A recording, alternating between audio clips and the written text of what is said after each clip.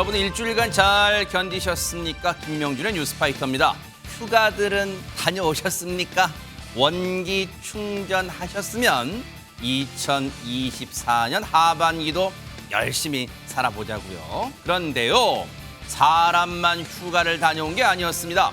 게다가 떠날 때는 혼자였는데 돌아올 때는 혼자가 아니었습니다. 대체 누구 얘기냐고요? 변이 바이러스와 함께 돌아온 코로나 얘기입니다. 작년에 왔던 각설이 죽지도 않고 또 온 건가요? 안 그래도 살인적인 더위에 살인적인 물가에 힘들어 죽겠는데 어쩌겠습니까? 다시금 개인 방역에 힘써야겠습니다. 8월 12일 월요일 김명준의 뉴스파이터 활기차게 시작해 보도록 하겠습니다.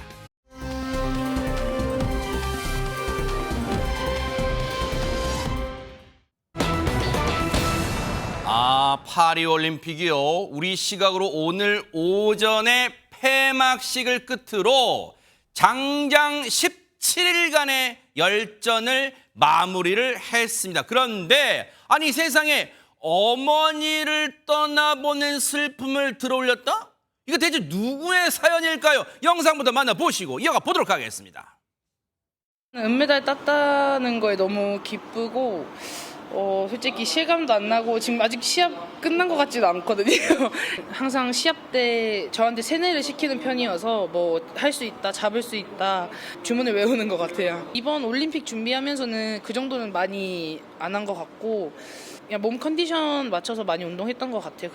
그렇지만 남들보다 늦게 퇴근하고 야간 운동 맨날 나가서 운동하고 계산하기 어려워. 일단 올림픽에서 금메달 딸 때까지는 포스트 장미란은 아직 아닌 것 같고요. LA 올림픽에서는 금메달을 꼭 딸 수 있도록 저도 최선을 다할 테니까 많이 역도 응원 많이 해주세요. 대박 사건 박성배 변호사님, 우리 국민에게 마지막에 정말 즐거움을 줬던 귀요미 박혜정 선수네요, 진짜. 그렇습니다. 박혜정 선수가 역도 여자 81kg급에서 은메달을 따내면서 한국 선수단의 마지막 메달을 장식했습니다. 좋았어요, 정말. 네. 인상 131kg, 용상 168kg을 들어 합계 299kg으로 2위를 기록했고 이 기록은 한국 신기록이기도 합니다. 어머나. 지난 2020 도쿄올림픽에서 노메달에 그쳤던 한국 역도 8년 만에 메달을 따냈습니다. 와. 박혜정 선수는 중학교 1학년이던 지난 2016년에 장미란 선수의 경기 영상을 보면서 나도 역도 선수가 되겠다는 마음을 먹었다고 하는데 와. 이후에 또래를 압도하는 기량으로 제2의 장미란으로 불려왔습니다. 첫 출전한 올림픽에서 은메달을 목에 건 것 역시 장미란 선수와 똑같은데 이제는 제2의 장미란에서 제1의 박혜정으로 이름을 남기게 됐습니다. 어머나 세상에.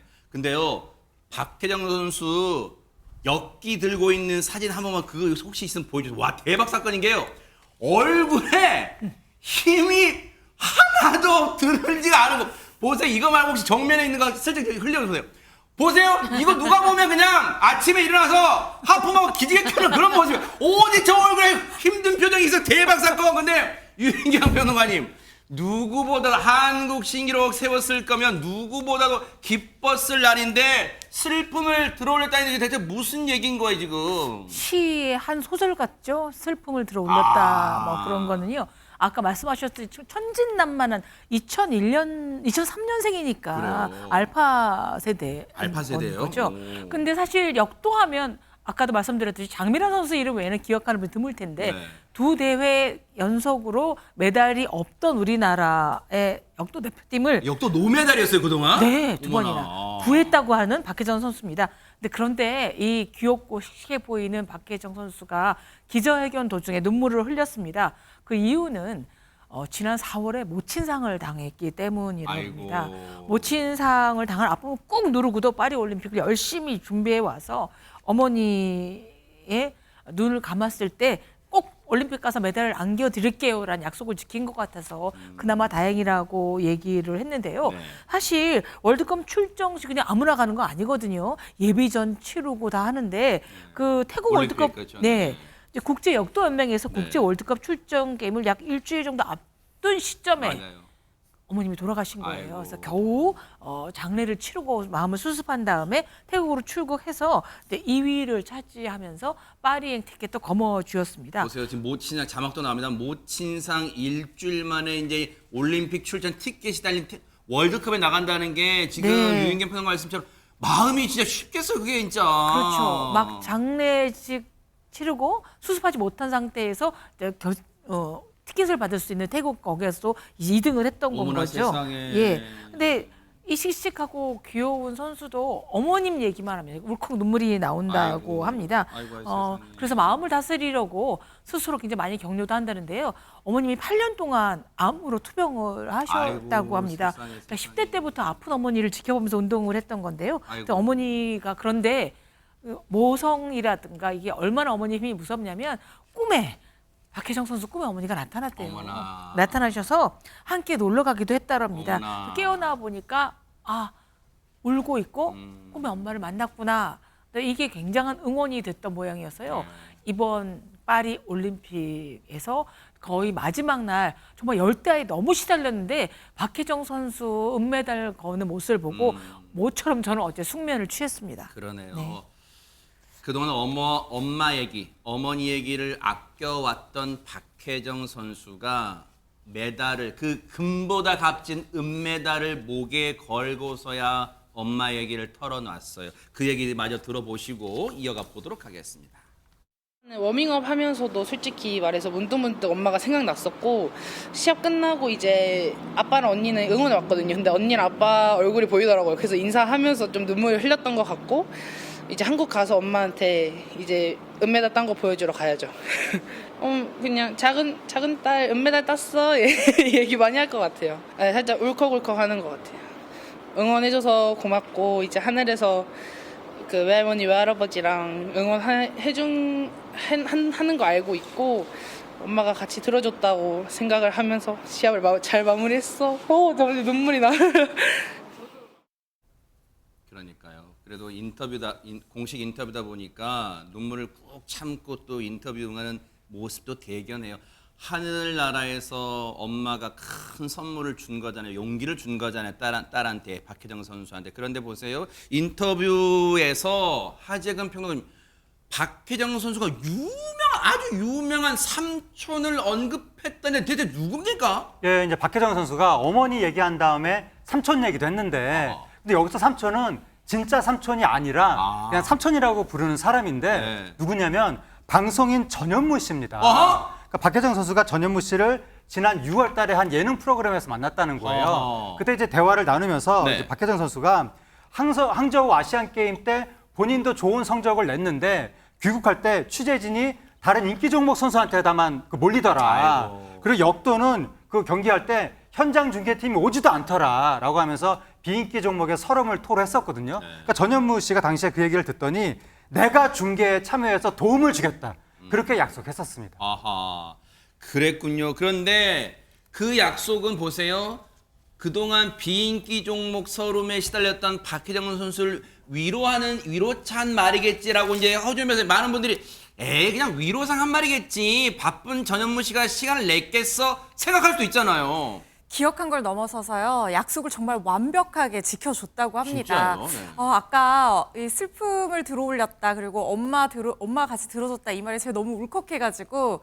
근데 전현무 씨도 아마 그런 부분에 대해서 굉장히 또 박혜정 씨의 사정을 알고 있으니까 감동을 하고 또 우리나라 역도의 죽음을 위해서 이렇게 약속을 지켜준 게 아닌가 싶어요. 사실 전현무 씨가 예능감도 뛰어나고 진행도 잘하시지만 스포츠 캐스터로서의 경력은 한 번도 없었대요. 그동안 제안이 많이 왔지만 예능인 이미지가 워낙 강하다 보니까 계속 고사를 해왔다고 합니다.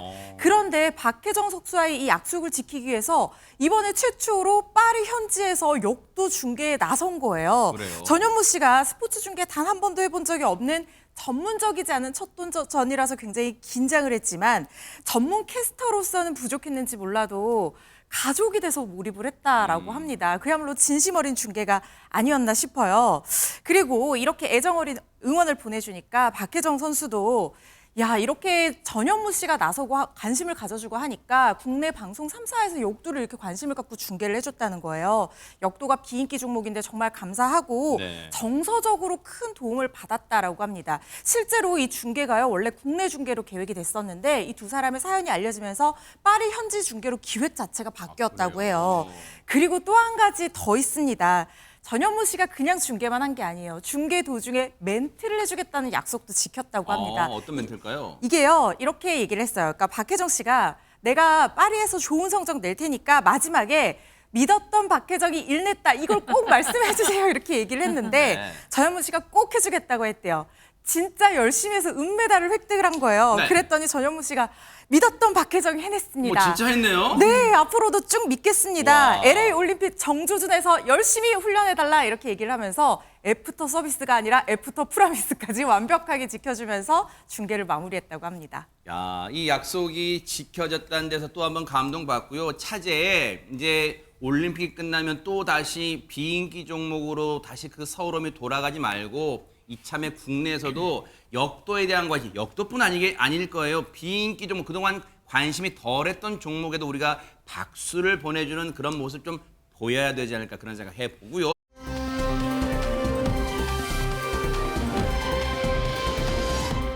주말 사이에 또 한 명 우리에게 기쁜 소식을 전한 사람이 있다면서요, 하재근 평론가님. 예, 한국 여자 탁구팀도 일을 냈는데 요번에 신유빈, 이은혜, 진지 팀이 탁구 강호인 독일 팀을 상대로 올림픽 그 동메달 결정전에서 3대 0으로 이긴 거예요. 야. 그래서 동메달을 획득했는데 네네. 이 동메달이 그 특별한 의미가 있는 게 뭐냐면 네. 한국 여자 탁구가 2008년 베이징 올림픽 동메달 이후에 여자 단체, 여자 단식을 다 통틀어서 16년 만에 올림픽 메달을 다시 딴 겁니다. 야, 진짜 대박 사건이에요. 근데 보세요. 저 눈매버서는 물론 다른 선수들의 눈매도 정말 매서웠지만 경기에 집중하는, 그런데 허주현 변호사님, 신유빈 이게 양이 아닐 거예요. 신유빈 선수 정말로 경기에 몰입하는 뭐 별명은 삐약입니다만 정말 경기는 삐약이가 아니었어요. 그러니까요. 이제는 뭐 병아리 삐약이가 아니라 정말 멋진 우리나라의 대표 탁구 선수로 자리매김할 것 같고 네. 앞으로도 우리 탁구계의 미래를 이끌어갈 진짜 간판 스타인 것 맞아요. 같습니다. 네.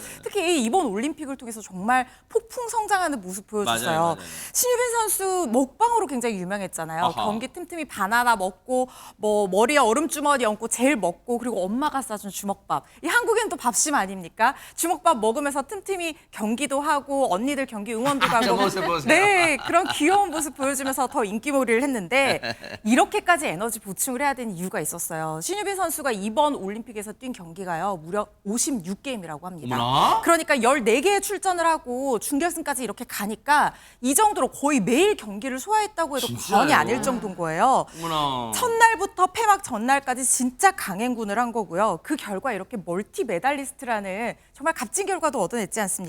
아하. 혼합 복식 그리고 여자 단체전에서 각각 동메달 따내면서 새 역사를 쓴 건데요. 네. 이게 진짜 대단한 게 88년 서울 올림픽 윤남규 선수 그리고 92년 바르셀로나 올림픽에서의 현정화, 김태수 선수에 이어서 네 번째 탁구 멀티메달을 획득한 거거든요. 네. 무려 32년 만에 대기록이라고 합니다. 네. 그런데요, 지치지 않았냐 이 기자 질문에 김택수 선수요, 김택수. 네, 네, 맞아요. 맞습니다. 마지막 단체전이었는데 사실 조금은 지쳤지만 눈앞에 메달이 보였다는 거예요. 그래서 다 이겨냈다. 그런데 이제 경기가 끝나고 나니까 집중력이 탁 풀렸겠죠? 다 쓴 것 같다, 자야 될 것 같다 이렇게 얘기했다고 합니다. 아니, 우리 선수들은 요즘 말도 잘해요. 어떻게 이런 명언을 남겨요? 눈앞에 메달이 보여서 이겼답니다. 이겨냈대요, 세상에. 대박 사건이죠. 근데 경기가 끝나니까 다시금 소녀로 돌아오는 신유빈 선수 얘기 좀 들어보시고 이어가 보도록 하겠습니다. 마지막에서는 언니들과 함께 하니까 더 지치지 않았던 것 같고 언니들 너무 대단하고 언니들 뽀뽀하고 싶어요. 언니들. 나보고 하자. 과연 들어가서 저희 뽀뽀할게. 경기 수가 많다 보니까 안 지치려고 계속 먹고 지쳐서 지면 억울하니까 네. 엄마가 만들어준 주먹밥 먹고 이번 대회도 힘냈어. 고맙고 또 아빠 말 안 하면 서운해하니까 아빠도 이때까지 내가 열심히 노력하게 해준 그런 그 용기를 줘서 너무 고맙고 사랑해. 아이고 그냥 소녀예요. 그냥 사랑합니다. 네, 그런데 지금 박성배 선수 이번 올림픽 이제 17일간의 열전을 이제 마무리했습니다만 이번 올림픽 어떻게 보면 우리 선수들이 거둔 이 메달 꼭 메달 따서만 그런 건 아니지만 성과가 의미가 있다면서요, 뭔가. 우리 선수들이 생각보다 큰 성과를 이뤄냈습니다. 한국 선수단 이번 파리올림픽에서 금 13개, 은 9개, 동 10개를 획득하면서 144명의 소수 출전에도 불구하고 총 8위로 대회를 마쳤습니다. 특히 금메달 개수가 지난 2008년 베이징 올림픽, 2012년 런던 올림픽에 이어서 올림픽 최다 타이 기록에 해당하는데 그래요? 이 파리올림픽 대한민국 선수단의 최우수 선수 MVP로 김우진 선수와 임시현 선수가 선정됐습니다.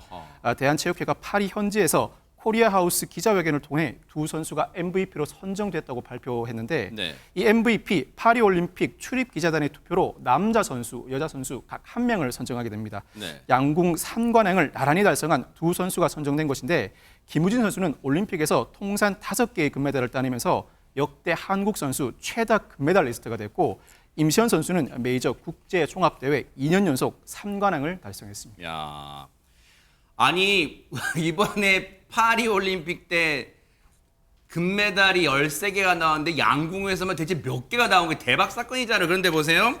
이번에 많은 선수, 근데 꼭 보세요. 금메달만 따서, 은메달만 따서, 동메달만 따서 메달 딴 선수만 대단한 건 아니에요. 그동안 4년 동안 우리 선수들이 얼마나 피땀 흘리고 진짜 자기와의 싸움을 했을 거예요. 근데 이 모든 선수들 144명 모두가 국위선양한 선수들 아닐까 그런 생각이 드는데요. 관련 얘기 들어보시고 이어가 보도록 하겠습니다. 메달을 땄다고 해서 좀 젖어 있지 말고 뭐 어차피 시간은 흐릅니다. 그저 메달을 딴 순간은 되게 즐길 뿐 그 후에는 다시 운동선수로 돌아오면 됩니다. 젖었는데요. 해 뜨면 다시 마릅니다. 금메달 3개 되는 거 목디스크 걸릴 것 같은데요. 그만큼 너무 행복한 무게예요.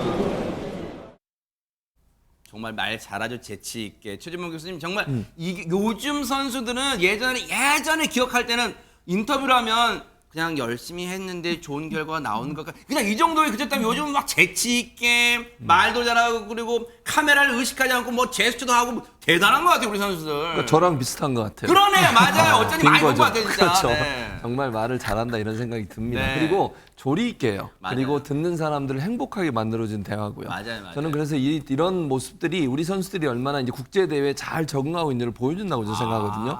아무리 무게감 있는 월드컵이든 뭐 올림픽이든 이런 대회 가서도 전혀 그냥 떨지 않고 주눅 들지 않아요, 진짜. 그러니까요. 그런 모습을 보면서 우리 선수들 정말 대단하다는 생각이 드는데 네. 임시현 선수하고 이제 김우진 선수가 혼합 복식으로 나갔었잖아요. 아하. 그때 대회에서 했던 말이 네. 상당히 많은 사람들한테 혼성팀으로 혼성팀으로 나갔을 나갔을 때 마음에 남아있는 게 뭐냐면 괜찮아. 오빠만 믿고 쏴. 야, 이거 대단하지 않습니까? 뭐 노래만 가사 같기도 하고. 그러니까. 오빠 한번 믿어봐. 네, 와. 그러니까 김우진 선수가 왜냐면 심적으로 임시현 선수가 엄청나게 이제 압박을 받잖아요. 그래서 상대 선수를 잘 쏘는데 이제 점수가 좀 밀리는 경우는 네. 더 압박을 받는데 실수해도 괜찮아 걱정하지 마 오빠가 뒤에서 받쳐줄 테니까 그냥 마음껏 쏴 부담 갖지 마 이 말이 임시현 선수한테 너무 큰 용기를 준 거래요. 야. 그러니까 임시현 선수의 실력도 늘어나는 거예요. 어머나. 그러니까 김우진 선수의 저 말은 사실 임시현 선수가 더 정말 높은 점수를 받을 수 있는 큰 기여를 했다는 생각이 들고 귀국한 이후에 또 인터뷰한 내용이 있습니다. 김우진 선수가 귀국해서 뭐라고 얘기했냐면 네. 올림픽 개인전 금메달은 저에게 마지막 열쇠였다. 그런데 그 열쇠로 새로운 문을 연 것 같다. 매우 기쁘다. 아, 왜 이렇게 말 다 잘해요? 대박 사건은 어쨌든. 무슨 시적으로 네, 늘려지지 진짜. 않습니까? 맞아요. 그러니까 정말 저는 그러면서 했던 말 또 하나 있어요. 네. 마음은 가볍게 가슴은 뜨겁게. 어머나. 정말 대단한 언어의 어떤 연금술사가 아닌가 그러네요. 이런 생각이 들 정도입니다. 교수님이 개인 지도하시나요? 개인 지도 하신 것 아닙니다. 같아요. 아니, 맞아요. 개인 지도 안 맞아요. 했습니다. 정말 우리 선수들 17일간의 열전 다 마무리하고 아마 지금 제일 그리운 것은 부모님의 주신 집밥이 제일 그립지 않을까 그런 생각해 보는데 그리고 이제 또다시 담금질 4년의 출발은 지금부터예요. 마냥 넉넉히 있을 수는 없잖아요. 앞으로 또 우리 선수들 화이팅하는 모습 우리 뉴스 파이터가 멀리서나마 또 뜨겁게 응원해 보도록 하겠습니다. 대한민국 파이팅이었습니다.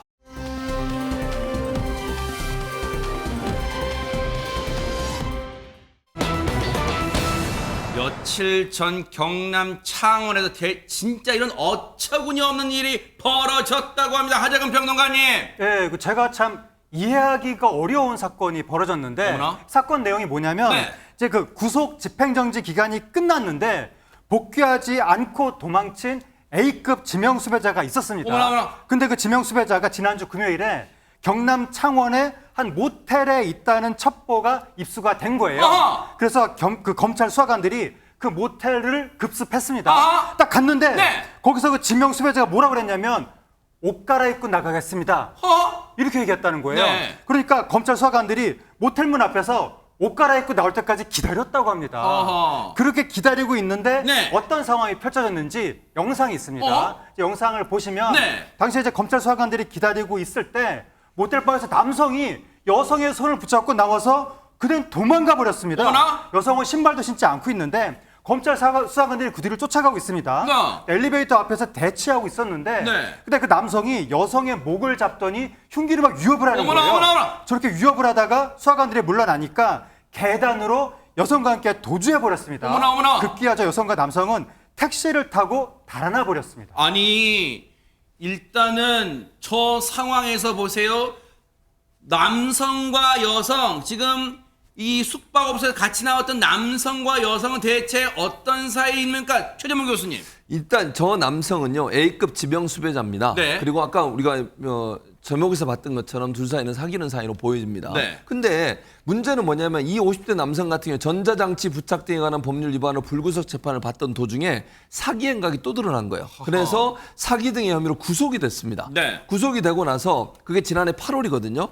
근데 지난 1월, 올해 1월에 이 사람이 병원 치료를 이유로 구속 집행정지 신청을 했고 그게 받아들여집니다. 네. 허가를 받고 잠시 교도소를 나와서 치료를 받습니다. 그러면 치료 기간이 끝나면 들어와야 돼요. 다시 그러네요. 교도소로. 그런데 지난 4월에 기간이 만료됐음에도 불구하고 교도소로 복귀를 안 했습니다. 어허. 그래서 이제 경찰이 이 사람을 쫓기 시작했고요. 네. 지난주 금요일에 검찰이 도주 3개월 만에 겨우 수배자의 소재를 파악했는데 그것이 바로 저 장소였고요. 아하. 그래서 들여닥쳤는데 네. 지금 저 황당한 이유로 결국 놓치고 말았습니다. 아니 그렇게 고생 끝에 어딨는가 소재지를 파악해서 겨우 숙박업소를 급습했는데 저렇게 지금 검찰 수사관들 앞에서 자신의 여자친구라는 사람 이 정말 이 급소 부위에 흉기를 들이고 대치를 하다가 결국 눈앞에서 놓쳤단 말이에요. 관련해서 얘기 좀 들어보시고 이어가 보도록 하겠습니다.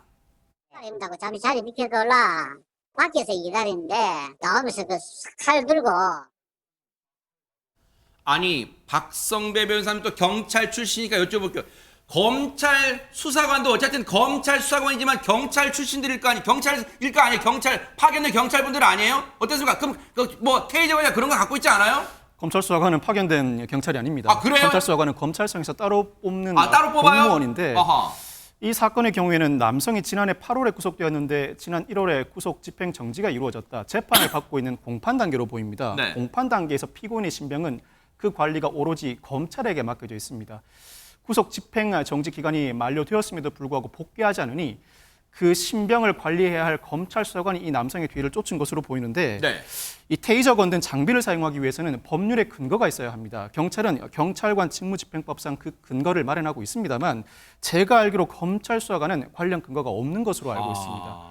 검찰 수사관도 가끔 형 집행 정지를 위해 현장에 나가기는 하는데 현장에서 강력한 저항이 부딪히면 직접 장비를 사용하지 못하고 경찰에 따로 신고해서 대비하고 있습니다. 네. 물론 검찰 수사관들 압수수색 현장에 나가기도 합니다만 실제 현장에서 장비를 사용하는 모습을 저도 거의 본 경험이 없습니다. 아니 그러면 자 장비는 없다고 쳐요. 그런데 보세요. 우리가 보통 매뉴얼 그런 말 하잖아요. 박성배 변호사님. 저 사람이 자신의 여자친구를 진짜 이 악용해서 뭔가 지금 인질극을 벌이다가 지금 코앞에서 지금 계단으로 도망쳤는데 아니 그러면 검찰 수사관들이 그 숙박업소 저 층에 다 몰려간 거예요? 뭐 다른 일부는 숙박업소 입구에 지키고 있다가 그래야 되는 거 아닙니까? 검찰 수사관들이 현장에서 체포하는 경우가 흔치 않다 보니까 일반적으로 준수해야 할 사항을 지키지 못한 것 같습니다. 어허. 무엇보다도 모텔 방 안으로 들어갈 때는 체포를 하려는 당사자도 그 피의자 내지는 피고인을 따라가야 됩니다. 따라가면서 돌발 상황이 발생하지 않도록 사전 대비를 갖추어야 하고 화장실을 이용하는 경우에도 도주 가능성이 없는지 충분히 점검하고 난 뒤에 그 장비 내지는 시설을 사용하게 허용해 주어야 합니다. 아하. 뿐만 아니라 이 장소에는 여자친구도 있었습니다. 네. 여자친구가 어떠한 행동을 할지 알 수가 없고 또한 여자친구에게 또 다른 돌발 상황이 벌어질 수 있으니 그러네요. 현장에 있는 다른 사람은 분리하는 조치를 먼저 취해 두었어야 합니다. 이와 같은 일련의 조치가 취해지지 않으니 코앞에서 피고인을 놓치고 말게 된 것입니다. 얘기만 들어도 검찰 수사관들의 허술한 행동이 정말 이런 상황을 맞닥뜨렸는데 그러면 저 도망친 A급 지명수배범은 아직도 못 잡힌 거예요, 지금 허준 변호사님? 지금 자진 출석해서 일단 신병은 확보된 상태로 아하. 보입니다. 검찰이 놓친 뒤에 경찰에 공조수사까지 지금 요청한 상황인데요. 물론 특수공무집행 방해 등 혐의가 관련이 되어 있으니까 그런 상황으로 보이는데 그런데 앞서 영상에서도 보셨다시피 여성이 지금 신발도 안 신고 끌려나가는 장면이 그러네요. 지금 보세요, 지금. 포착이 됐거든요. 그래서 이 여성이 방 안에 남아있던 옷까지 소지품 이런 것들을 챙기려고 다시 숙박업소에 들를 거라고 예상을 했다는 거예요. 그래서 검찰과 경찰이 같이 잠복을 해 있다가 무려 5시간 뒤에 여성이 다시 실제로 나타났다고 합니다. 아하. 그래서 붙잡은 뒤에 일단 집으로 돌려보냈다고 하는데 이게 여성이 일단 인질극에서는 피해자로 일단은 보이긴 합니다. 그렇지만 지금 방 안에서 어떤 얘기가 오고 갔는지 왜냐하면 두 사람이 연인 관계인데다가 뭐 숙박업소 결제도 여성분이 했다는 얘기가 있고 그래서 이 두 사람이 지금 정확하게 어떤 경위인지 수사가 좀 필요해 보이는 상황이거든요. 그리고 이 남성 같은 경우에는 전화로 검찰 측에서 연락처를 확보해서 수차례 설득을 했다고 합니다. 네. 그래서 밤 11시쯤 창원지검 상황실에 자진 출두를 했다고 하고요. 이 남성 경찰이 인기가 됐습니다. 흉기 휴대에서 인질극 벌인 혐의와 관련해서 특수공무집행 방해 혐의로 조사 중인 상황이고요. 조사 끝나는 뒤에 구속영장이 신청될 계획입니다. 지금 설명대로요. 물론 저 영상 속 상황에서는 여성분이 인질극의 피해자이지만 혹시 도주 과정에서 이 여성분도 뭔가 조력, 즉 도움을 준 건 아닌지 반드시 수사 과정에서 밝혀내야 될 것 같습니다. 지켜보도록 하겠습니다.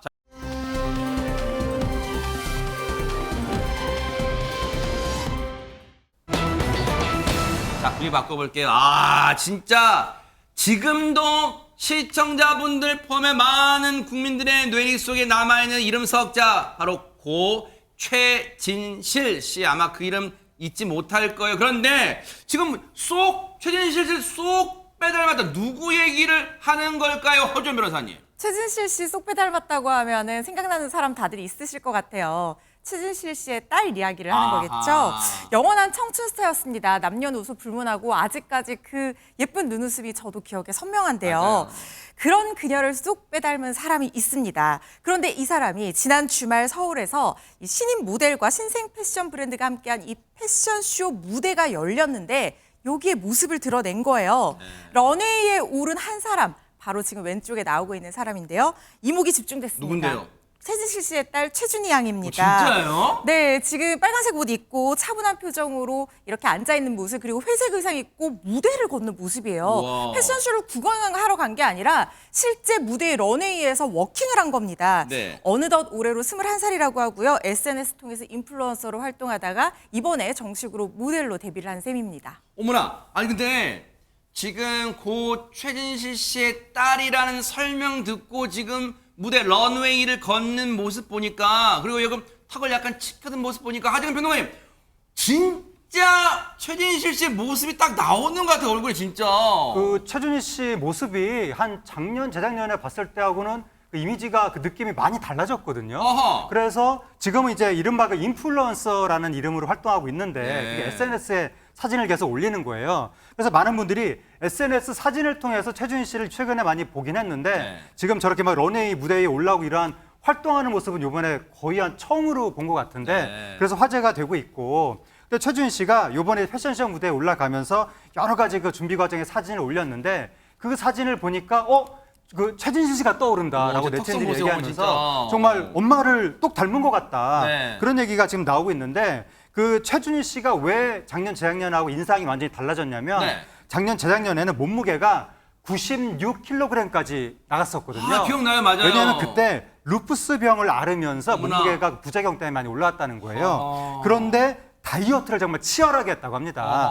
44kg을 감량해서 이번에 모델로 데뷔했다고 합니다. 아니 우리 보통 그런 표현 하잖아요. 시차말로 체중 감량을 죽기 살기로 한다는 표현하는데 40kg 감량 이게 진짜 실화입니까 진짜? 실화예요. 그리고 실제 키도 170cm거든요. 그러니까 모델로서 갖출 수 있는 최적의 조건을 갖췄다고 볼 수 있을 것 같은데 뭐라고 최준희 씨가 얘기를 했냐면 내가 나에게 너그러운 마음을 가졌더라면 모델 일을 못했을 것이라고 얘기했어요. 이게 체중 감량을 하면서 했던 말이에요. 그 말은 뭐예요? 독하게 했다는 거예요. 그러네요. 내가 나에게 못되게 했다는 거잖아요. 맞아요. 먹고 싶은 거 절대로 안 먹고 야식 같은 거 정말 얼마 절대 안 생각날 먹죠. 거예요 진짜. 그러니까 정말 혹독한 다이어트를 했다 이렇게 볼 수 있을 것 같고요.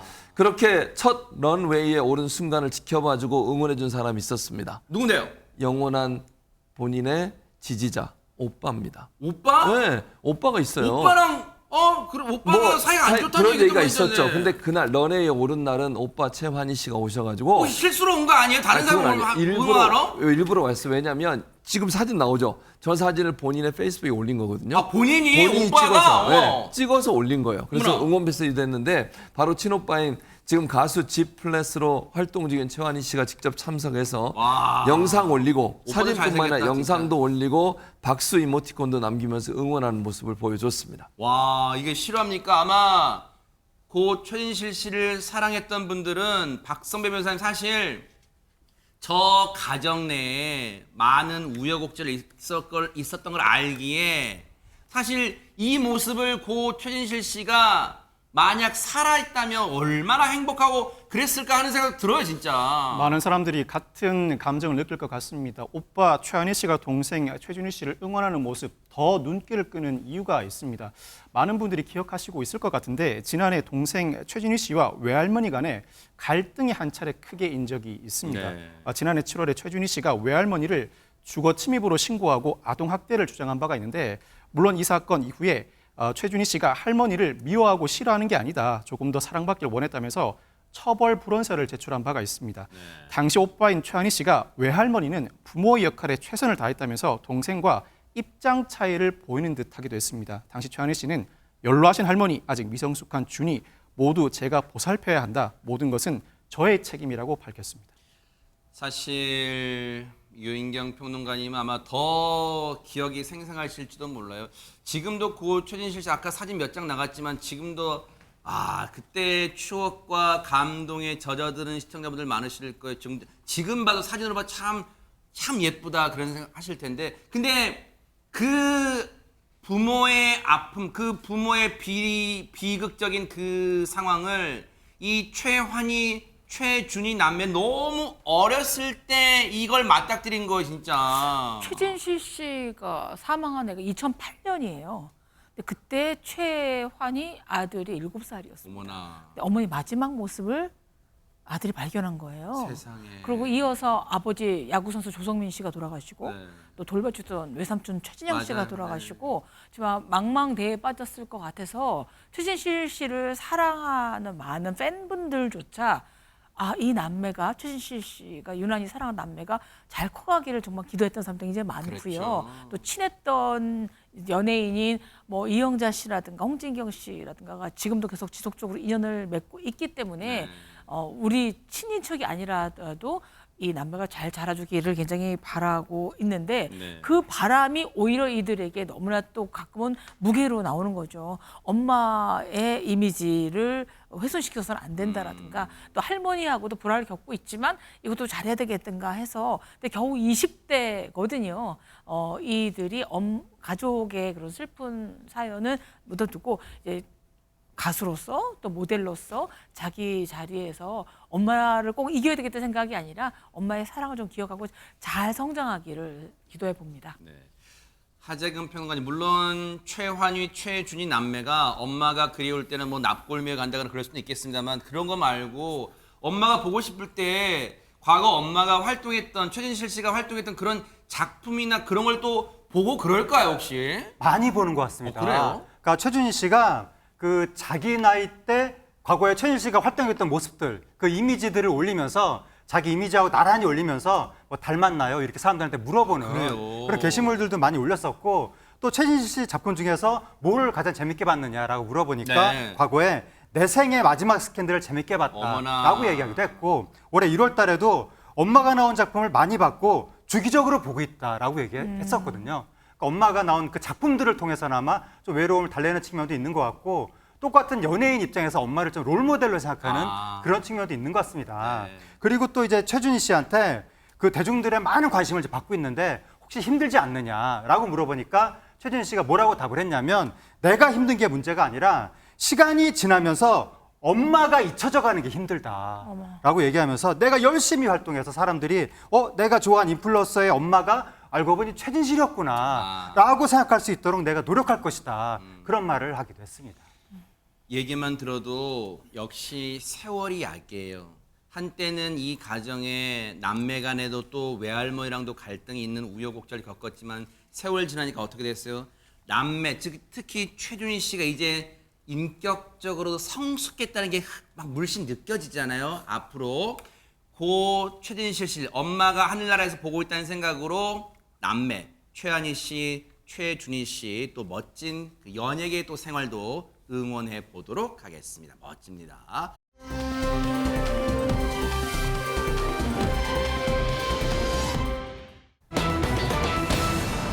아니 피자 주문하면 경찰이 가는데 아니 혹시 유인경 평론가님 경찰분들 박봉에 투잡 뛰는 거예요? 뭡니까 이거? 그런 현실은 없는 것 같은데요. 어허. 이거 정말 드라마 같은 사건이 하나 벌어졌습니다. 지난달 울산 남구의 한 피자집에 주문이 들어왔어요. 네. 당연히 피자를 맛있게 만들어서 배달을 갔더니 집주인은 우리 주문한 적이 없는데요? 라고 얘기를 하는 겁니다. 네. 그래서 당황한 사장님은 주문을 한 번호로도 이제 전화를 해봤더니 네. 전화도 받지 않아요. 이거 이상하다. 집은 아니라 그러고 어떻게 되지? 경찰에 신고를 한 거죠. 그래서 신고를 받은 경찰이 이제 간 겁니다. 이상하다. 분명 전화 주문이 들어와서 피자 배달 갔는데 허준 변호사님 주문한 적이 없다는 거 그럼 어떻게 되는 거예요 이거는? 그러니까요. 일단 피자 가게 사장님이 신고를 받고 경찰이 가게로 출동을 했거든요. 그런데 그 이후 상황이 영상으로 준비가 돼 있습니다. 함께 보고 오시죠. 네. 네, 가게 도착한 경찰이 사장님께 자초지종을 듣던 그때요. 갑자기 전화 한 통이 다시 걸려옵니다. 지금 네. 얘기를 하고 있다가 갑자기 지금 전화가 오네요. 걸려오는 모습이에요. 네. 그런데 걸려온 전화번호를 경찰이 봤는데 좀 전에 허위 신고한 번호랑 같은 번호였다는 거예요. 아하. 확인하고 사장님을 대신해서 저렇게 직접 수화기를 들고 통화를 합니다. 어머나 지금 경찰분이 사장님한테 일단 전화기 수화기를 일단은 건네받았어요. 그래서 직접 허위 신고를 한 사람과 통화를 하는데 어떤 대화가 오고 갔을지 궁금하잖아요. 한번 들어보시고 이어가 보도록 하겠습니다. 배달 왜 안 와요? 아, 죄송합니다. 제가 오늘 알바 첫날이라 다른 주소로 보낸 것 같아요. 다른 데로 갔다고요? 네, 정말 죄송합니다. 괜찮으시다면 제가 다시 만들어서 보내드리겠습니다. 그렇게 하시고 아까 제가 이야기했던 것처럼 집에 애기 있으니까 벨 누르지 말고 문 앞에 계좌번호 적어서 놔두면 이체해드릴게요. 주문하신 내역이랑 주소 좀 다시 한번 확인할게요. 자 이렇게 대화를 나눴는데 보세요. 우리가 기대했던 거는 너 허위 신고하면 뭐 잡힌다 이렇게 윽박지를 줄 알았는데 그게 아니라 지금 대화를 자연스럽게 오가고 다시 피자를 보내준다는 거예요. 근데 허위 신고를 하는데 피자를 다시 보내준 거예요. 그럼 하정인 평론가님? 그게 아니라 어쨌든 저 경찰분의 순발력이 엄청납니다. 방금 말씀하신 것처럼 당신 왜 뭐 허위 주문했습니까? 막 이렇게 막 하지 않고 네. 제가 오늘 알바 첫날이라 다른 주소로 보낸 것 같아요. 막 이런 식으로 하면서 능청스럽게 연기 잘했어요. 뭐 네. 시간을 막 끈 거예요. 다시 어허. 만들어서 보내드릴까요? 이러면서 무슨 할 말이 많아서 이렇게 시간을 계속 끌 수 있었는지 계속 시간을 끈 거예요. 네네. 그렇게 시간을 끄는 사이에 다른 경찰이 네. 상대방이 지금 어디서 전화를 걸고 있는지 추적을 한 겁니다. 어머나. 그래서 그 공중전화로 전화를 하고 있었는데 그 공중전화의 위치를 확인을 한 거예요. 이야.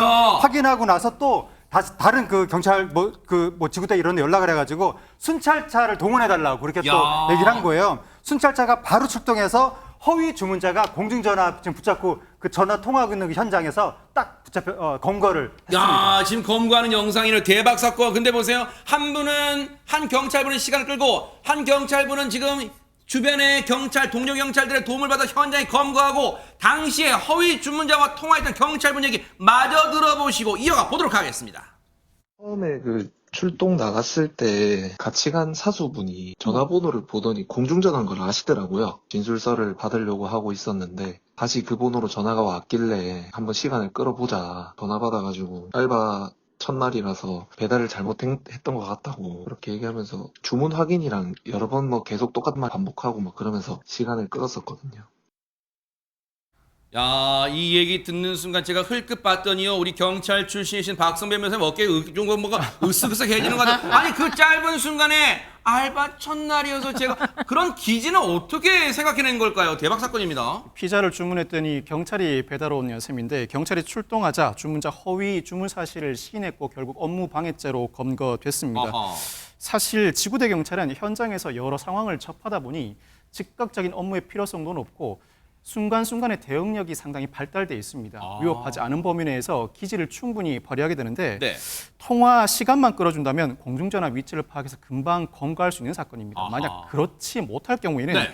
향후에 경찰서 담당자가 수사하는 과정에서 검거에 상당한 시간이 소요되고 또 다른 피해가 야기될 수도 있습니다. 그러네요. 조기에 기지를 발휘해 검거한 훌륭한 사례라고 평가할 수 있습니다. 정말 이 경찰분은 정말 대단하신 분들이에요. 왜?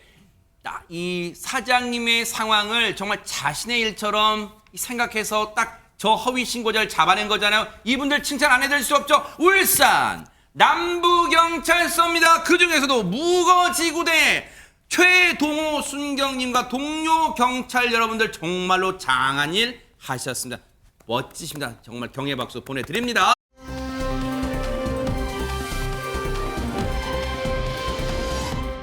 지금 전 세계가 바삐바삐 돌아가고 있는데 여기서는 아찔한 장면이 연출됐다면서요, 호조 변호사님. 네, 현지 시각으로 지난 4일 미국 캘리포니아주의 평화롭던 한 골프장에 거대한 뭔가가 들이닥쳤는데요.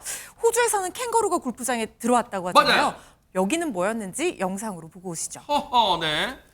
한창 퍼팅 연습 열중하는 남성 옆으로 갑자기 뭔가가 거대한 물체 날아듭니다. 오, 너무나 놀랐어요. 바로 경비행기입니다. 잔디를 가로질러서 저렇게 미끄러지고 있는 경비행기. 세상에. 건물을 들이받고서야 겨우 가까스로 멈춰섰다고 하는데요. 세상에. 간발의 차였습니다. 경비행기와 충돌을 피한 이 남성 정말 놀란 가슴 쓸어내렸을 것 같습니다. 아니, 하재근 평론 저건 영화 촬영이라 해도 저건 진짜 아찔해서 못 찍을 것 같아, 진짜 저렇게는.